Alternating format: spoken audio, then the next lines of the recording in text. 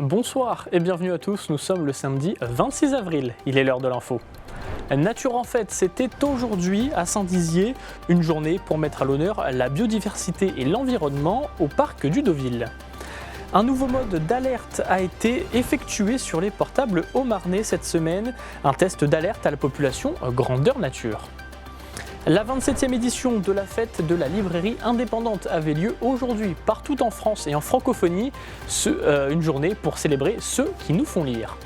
En fin de journal, nous vous proposons une rediffusion de l'interview d'Anne Dumonet-Leca, fondatrice et présidente de Vox Demeter.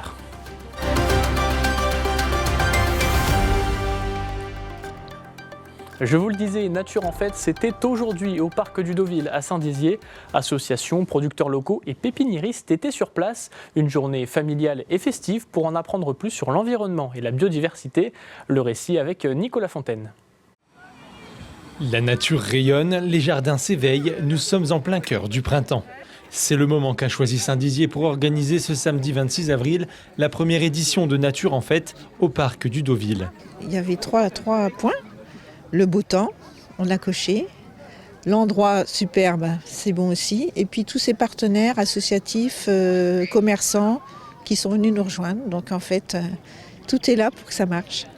C'était un petit peu de fêter le printemps, la nature, de permettre à la population, à tous les bragards d'acheter des plants s'ils le veulent, comme ça se faisait auparavant.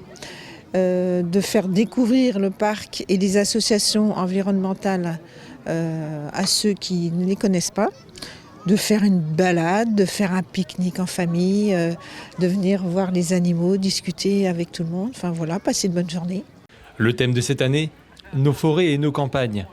Au total, une trentaine de stands avec des producteurs locaux, des associations environnementales et des acteurs de la biodiversité. L'idée que la mairie a eue, c'est de réunir un certain nombre de pépiniéristes pour que les jardiniers puissent acquérir leurs plants.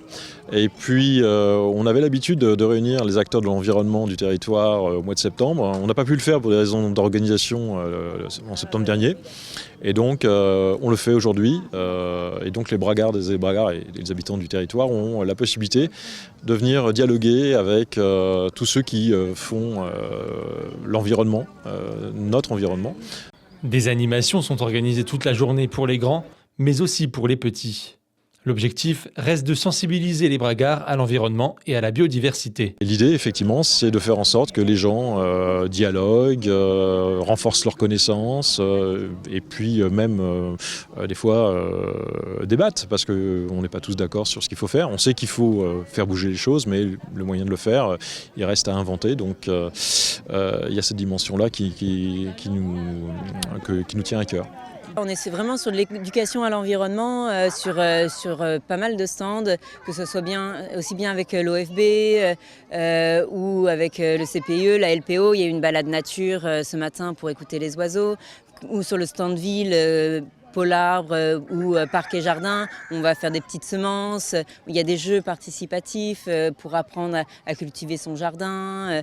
Voilà, c'est des choses assez diversifiées, que ce soit aussi bien pour les enfants que pour les adultes. On peut venir acheter des plantes, faire du troc également, ou venir fabriquer du beurre artisanal avec la ferme de Wambé. La municipalité réfléchit déjà à l'organisation d'une deuxième édition l'année prochaine. La préfecture de la Haute-Marne a confirmé la présence avérée de 2 loups dans le territoire du Bassigny, dans le sud Haut-Marnais. Début avril, un premier loup avait été photographié dans les alentours d'Is en Bassigny. Ils sont désormais 2 à avoir été aperçus ensemble. Dans un communiqué de presse publié hier, la préfecture de la Haute-Marne précise que toute l'équipe de l'OFB et l'Office français de la biodiversité est engagée à la recherche d'indices afin d'optimiser la présence et la protection des troupeaux. Tout autre chose, à présent, en cas de risque technologique ou naturel autour de vous, vous pourrez dorénavant être prévenu directement sur votre téléphone par la préfecture. Une notification et un message d'alerte automatique vous avertiront. Ce dispositif a été testé pour la première fois en Haute-Marne ce vendredi. Les détails avec Gaël Bossu. Une sonnerie reconnaissable et une notification automatique avec un message d'alerte envoyé sur tous les téléphones portables d'une zone géographique. Ce nouveau système d'alerte à la population permet à la préfecture d'informer rapidement les habitants au sujet d'un risque technologique ou naturel en cours. Face aux crises, l'objectif c'est d'être capable de transmettre une information, une alerte, je dirais, le plus rapidement possible. Et le vecteur portable dans la société actuelle, toute la population est équipée de téléphonie mobile, donc l'objectif c'est de compléter avec une capacité de réaction immédiate. Et bien entendu, moins il sera utilisé, mieux ça sera. L'objectif c'est que la population apprenne à vivre avec. C'est déjà le cas dans beaucoup de territoires en France et en Outre-mer.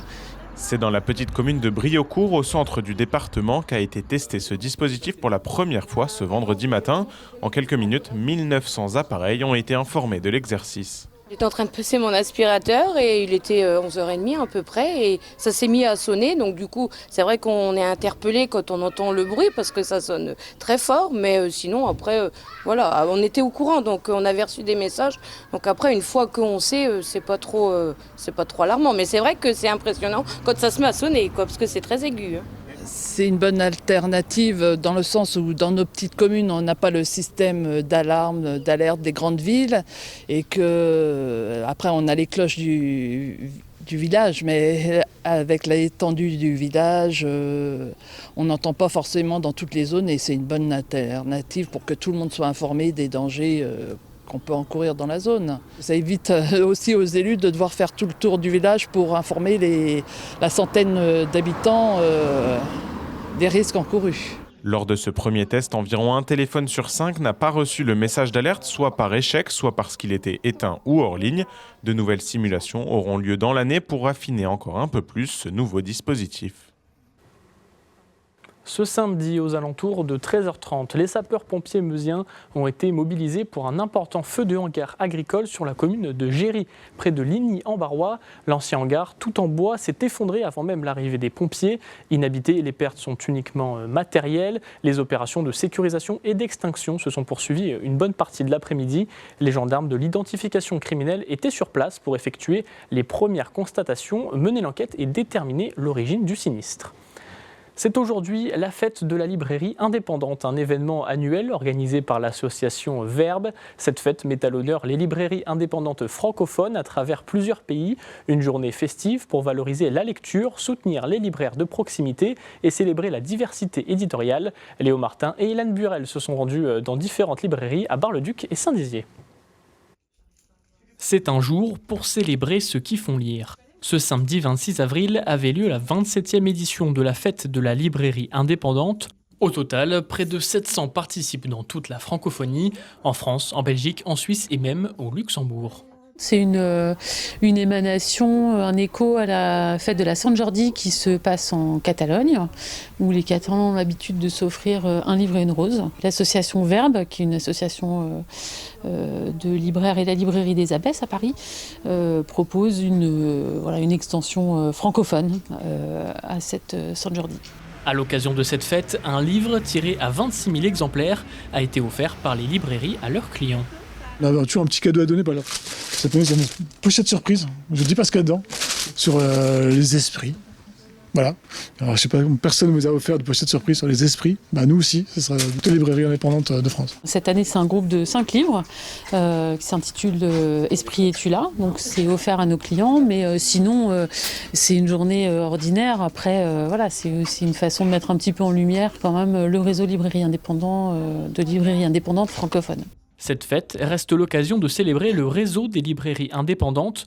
Depuis des années, elles font face à un paysage commercial en mutation, avec la concurrence des grandes enseignes physiques et sur Internet. Durant les 2 dernières années, le nombre de fermetures de librairies a doublé par rapport aux années précédentes. Pour rester attractif, il faut se démarquer. La spécificité des indépendants, c'est de sélectionner parmi l'offre éditoriale des choses qui sont susceptibles de plaire à notre clientèle, qu'on a envie de partager avec nos clients aussi. On fait l'effort de faire vivre la ville, on propose des animations, on essaie de s'adapter aux demandes, on essaie d'être attentif à chacun.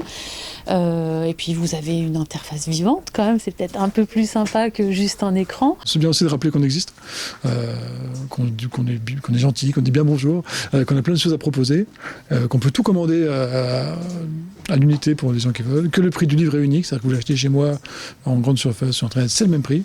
Et voilà, on a la chance en France d'avoir un réseau de librairies unique au monde. Et moi, je suis très fier de faire ce métier, donc j'aime bien le partager.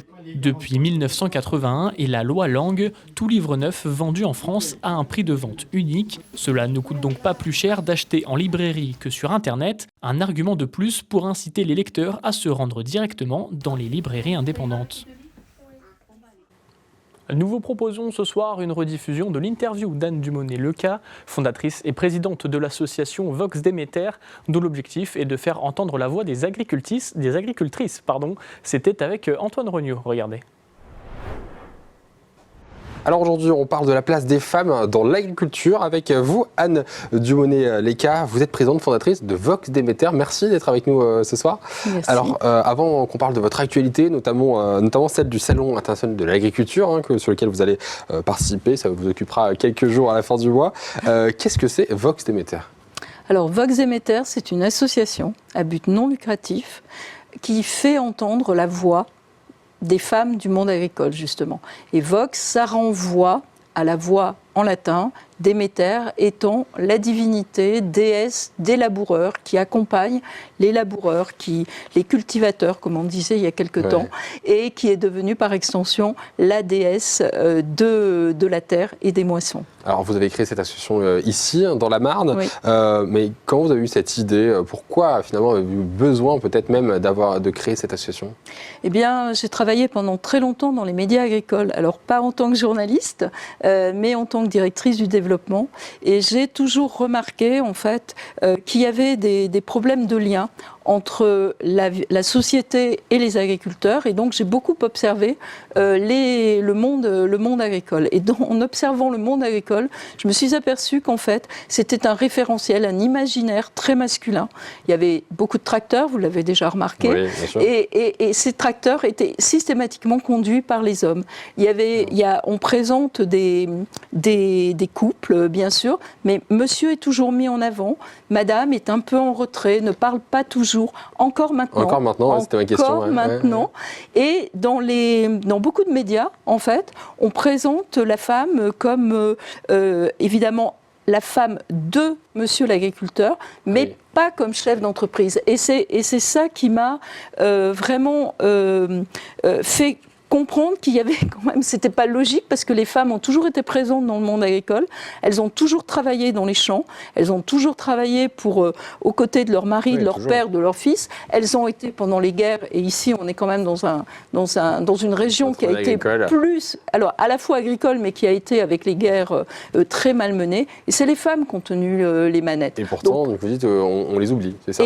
On les oublie, c'est-à-dire qu'elles sont dans l'ombre. Et être dans l'ombre, c'est pas très confortable. Aujourd'hui, il y a la possibilité de les rendre beaucoup plus visibles. Et j'ai eu envie vraiment de me consacrer à cette belle cause. Comme ça, vous avez créé donc Vox Déméter. Là où finalement, du coup, en 2025, on pourrait trouver ça justement normal, cette égalité entre les sexes. Finalement, on se dit peut-être pas si logique que ça pour tout le monde. Donc vous faites entendre ces voix par quel biais ? Quelles sont vos actions ? En fait, nous avons trois missions. La première, c'est de mettre en lumière des portraits de femmes, parce qu'on a besoin de rôle modèle. Les jeunes filles ont besoin de savoir qu'il y a des agricultrices, chefs d'entreprise, qui peuvent être éleveuses, qui peuvent être maraîchères, qui peuvent être céréalières, qui peuvent faire des parfums, de la transformation. Donc elles ont besoin de se projeter. L'agriculture, comme vous l'avez dit, très vaste. En agriculture, en fait, c'est des métiers mais incroyables. Il y a la production, mais il y a aussi plein d'autres métiers à côté. Et donc, les mettre en lumière, on le fait à travers l'organisation de tables rondes, l'organisation d'émissions. On fait des émissions courtes, on vous fait un petit peu...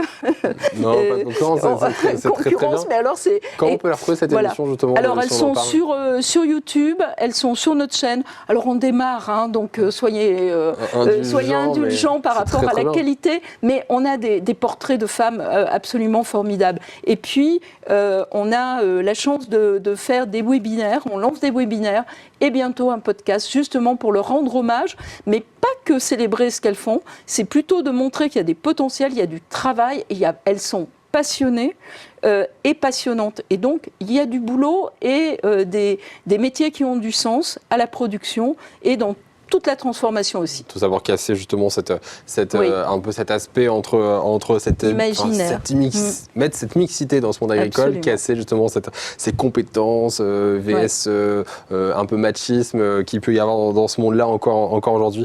Alors du 22 février au 2 mars prochain se tient à Paris donc le salon international de l'agriculture. Vous y serez justement avec Vox Demeter, vous y ferez justement peut-être des enregistrements là-bas, hein, si on parle encore de cette émission télé. Absolument. On a un thème, c'est face à la crise agricole, parce qu'il ne faut pas se le cacher, que ce soit dans la viticulture, dans les céréales, en élevage, il y a des problématiques. Tous les secteurs sont concernés avec évidemment des problématiques propres à chaque territoire. Et donc on a voulu montrer aussi que les femmes avaient des réponses, avaient des contributions à apporter. Donc on a décliné en fait cette thématique-là tout au long des 9 émissions de 10 minutes qui donnent la parole à des femmes qui vivent à travers une contribution comme la recherche de nouvelles filières, de nouvelles productions ou au contraire un focus sur l'enseignement agricole pour les jeunes filles. Alors un focus, vous aussi vous avez fait justement un focus avec une note de synthèse nommée Entrepreneuriat des femmes. On le voit ici, Entrepreneuriat des femmes en agriculture, libérer les potentiels.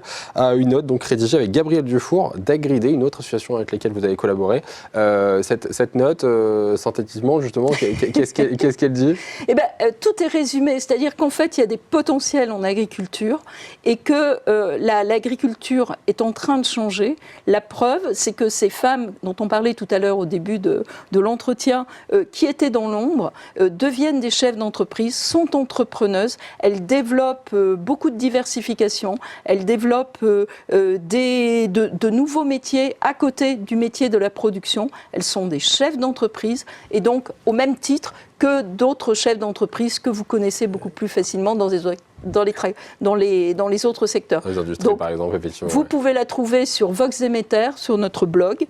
Voilà, ma question, où est-ce qu'on peut la retrouver ? Parfait. Elle est en open source puisque notre idée, c'est de faire partager. Ce qu'il y a d'important quand même, il y a 44 propositions avec 5 recommandations phares pour faire justement évoluer la place des femmes et surtout donner envie à des jeunes filles, à des jeunes femmes de se reconvertir ou de choisir l'agriculture. Très bien. Merci beaucoup d'avoir été notre invitée aujourd'hui, Anne Dumosnet-Léca, d'avoir été notre invitée pour nous parler donc effectivement de Vox Demeter et cette émission donc à retrouver, tout comme cette note de synthèse à retrouver sur Internet. Merci beaucoup d'avoir été avec nous. C'est la fin de cette édition. Merci de nous avoir suivis. Tout de suite, la météo et l'information continue sur Puissance Télévisions. Demain, vous retrouverez Cyril Viguier pour le grand JT des territoires, suivi d'une rediffusion de la course cycliste Paris 3. La prochaine édition aura lieu le lundi 9 juin et ça sera à suivre en direct sur Puissance Télévisions. Excellente soirée.